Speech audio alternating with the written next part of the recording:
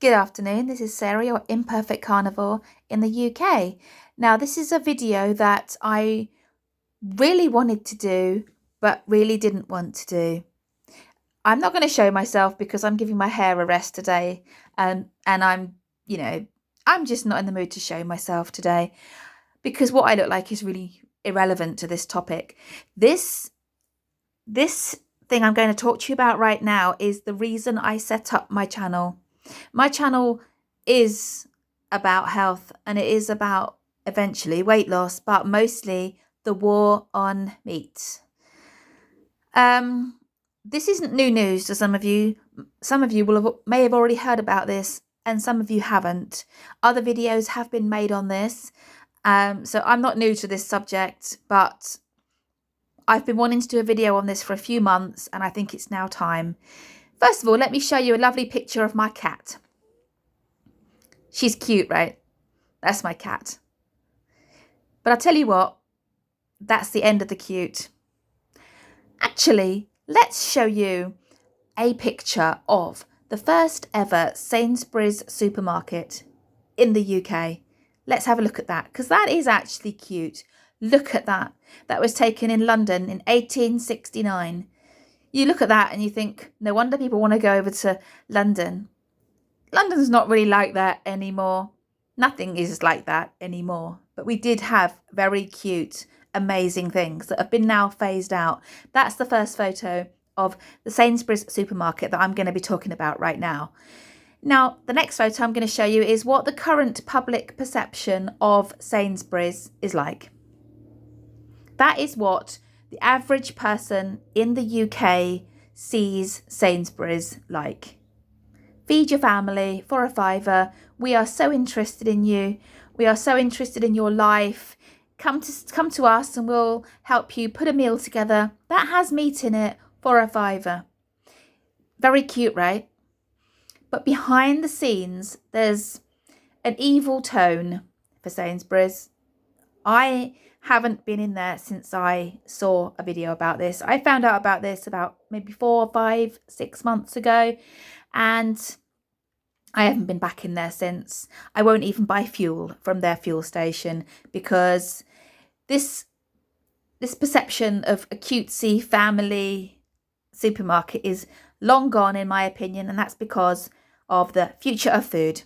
Their future predictions. Now, this probably won't happen. I hope it doesn't. But I'm hoping that if you haven't put any content out about meat so far in your YouTube membership, maybe this might inspire you to start doing videos, because this is now going to be depressing. Let's look at the cat. Very cute. Now the cute ends. Here is Sainsbury's vision of how our future should be, okay? And that is their vision for 2025, 2050 and 2169. So this one, we can see here that it says something along the lines of, driven by unprecedented awareness of animal welfare, health concerns and eco-anxiety. I'd like to ask though, who is causing the eco-anxiety?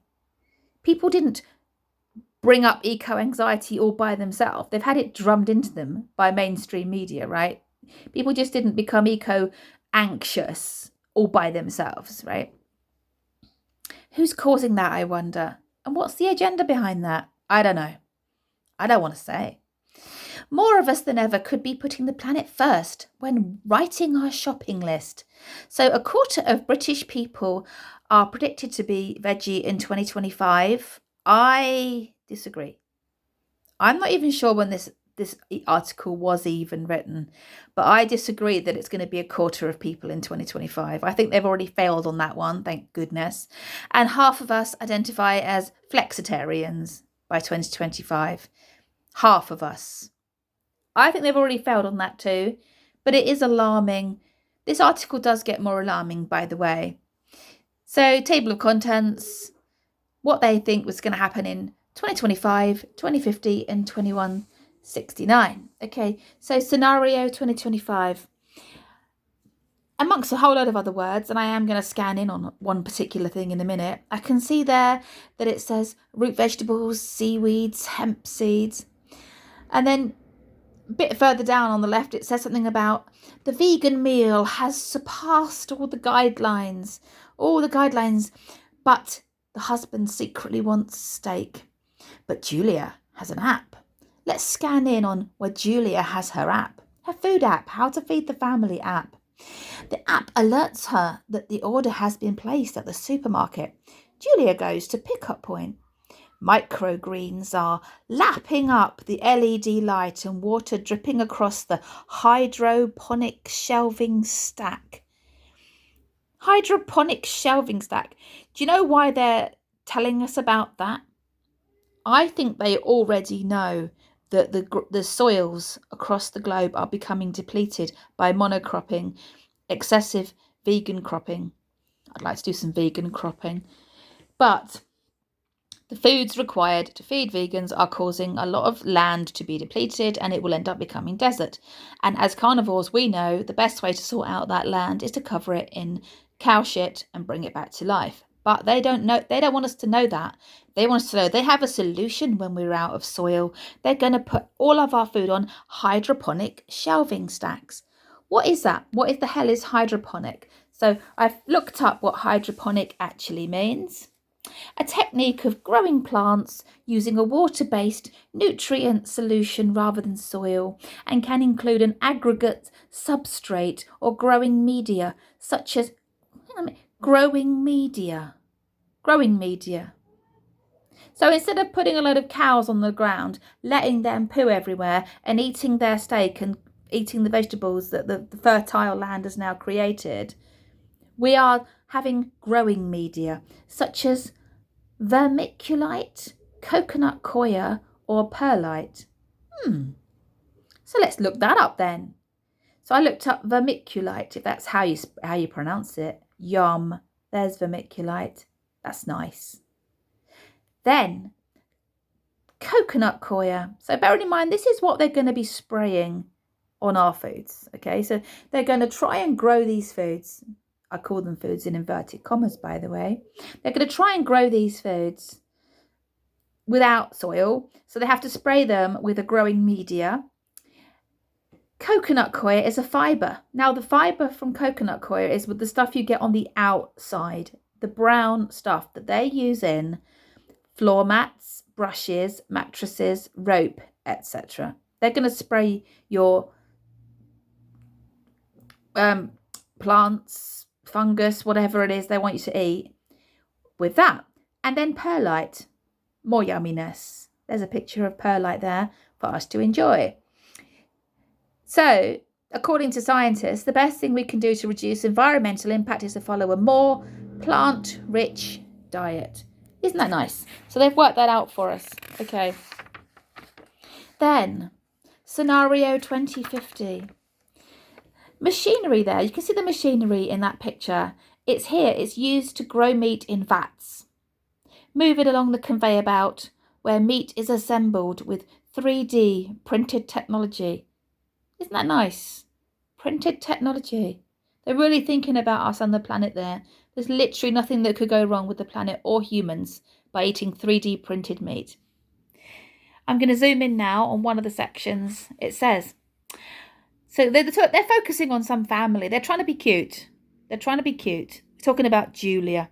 Julia now lives in Cornwall. Someone comes to the facility every week to select cuts for his family dinner and watch the meat being printed out. Printed out meat. Now, the average person walking around in Sainsbury's has no idea this article's been written. But it does get worse. Their scenario for 2169. Their scenario for 2169 gets really, really alarming because by this point, everyone has got apps, everyone has got microchips, and they're all monitoring how much nutrients they need. And here you can see the picture of where we've got a system of food grown unnaturally and then fed to humans intravenously, so there is no waste. That is what They have on their website, it sounds unbelievable. Some of you have already heard this. It doesn't come as a completely massive shock because I went into Sainsbury's a few years ago and they did have a shelf full of new products that were supposed to be the products of the future. And of course, none of them were meat. And pretty much all of them were powdered products that you just mix with water and just consume. So their idea for the future of food was just powdered slops, Soylent Greens, slimy. And now, in 2169, when we're all microchipped and all walking around with apps and being told what to do, the food can just be fed in drips intravenously to us so we get all the nutrition we need and there's no waste. I ask you, that's all I'm going to say about that, because this video is depressing. It's not funny. It's not supposed to be funny. I just think, how have we got to the place where this is what they're planning? I'm hoping it goes wrong. I think they're already behind schedule because there's no way that a quarter of people are vegetarian now. And so they've got a hell of a long way to go to get a lot more people vegetarian by 2025. But probably not that difficult to get people to be flexitarian. So they probably will end up catching up with that one. As a side note, my husband does know someone who's a pescatarian, but she eats hardly any fish and she eats a lot of leaves, and her health is absolutely diabolical. She cannot get out of the chair. She's in her 60s, but she looks like she's in her 100s, and she can't get out of the chair. All her joints are popping out all over the place because she doesn't eat any meat. So I just wanted to say something about that. I just wanted to say, obviously, I don't approve of Sainsbury's vision of the future of food. I haven't been in there since I saw this article. I won't be going back in there. I don't even go in there for fuel. I want nothing to do with Sainsbury's. Luckily, we do have some incredible butchers around here, and I am going to support them. And they're not open Monday, but on Tuesday I am going to get my backside down there, because just doing this video just makes me just want to eat a lot more meat just to calm down. But just so we can finish on a high, let's have another little look at my cat. There, she's called Tink. We rescued her when she was homeless, living in a barn, and we've been feeding her raw fed ever since, and she's now about 7 or 8 and loving her life. So I've talked about it. I've tried not to go on about it too long. I haven't read all of the words. In the unlikely event you want to see what one of the local supermarkets in the UK is having as its vision for our future, you can just go into Google and type in Sainsbury's Future of Food Report, and it's all there. Many, many pages of misery. It's not a future I want to take part in. But what it does do is make me want to make as much video content as possible. 2 videos a day if I can. It makes me want to eat just meat for the rest of my life, so that I can show people around me how healthy it is. And so when they start hinting about going towards that kind of future, all of my friends and family turn and I go, actually, no. Sarah's got healthy on just meat. I don't want a world without meat. Just keep pushing. And if you haven't started making videos yet, just do it. I will throw all the love and support at you. Just come and tell me you've made your first video and I'll be all over it. Anyway, you have an amazing day. My next video will be much happier than this. Okay, take care. Bye.